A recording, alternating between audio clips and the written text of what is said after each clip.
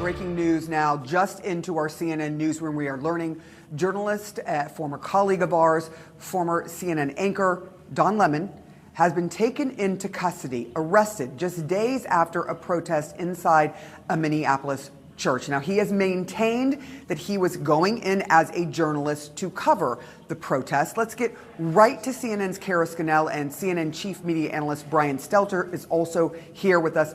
Kara, what are you learning first about this arrest that we should note? A judge, a magistrate judge, had rejected the federal government's attempt to put him under arrest just 1 week or so ago. Sarah, that's right. We had reported that earlier this week that the magistrate judge had rejected an attempt by DOJ to bring criminal charges against Don Lemon. What we have learned is that last night in Los Angeles, in the 11 o'clock hour, Don Lemon was arrested in the hotel lobby in Beverly Hills and taken into custody. Now, it is not clear at this time what he is charged with, or if he is charged in a criminal complaint, or if he is charged in an indictment which would have been returned by a grand jury.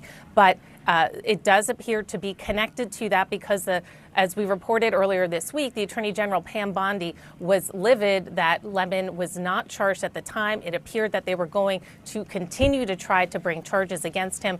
And now we know that Lemon was arrested last night in Los Angeles, where he was in town to cover the Grammys. I do have a statement from his attorney, Abby Lowell, and it says in part, Don has been a journalist for 30 years, and his constitutionally protected work in Minneapolis was no different than what he has always done. The First Amendment exists to protect journalists whose role it is to shine light on the truth and hold those in power accountable. There is no more important time for people like Don to be doing this work.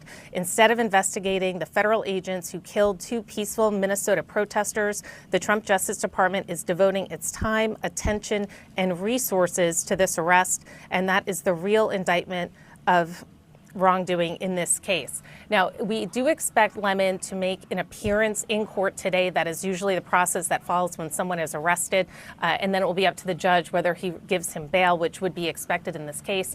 So we're likely to learn more details about exactly what he is charged with, what form he is charged in, and if this was returned by a grand jury.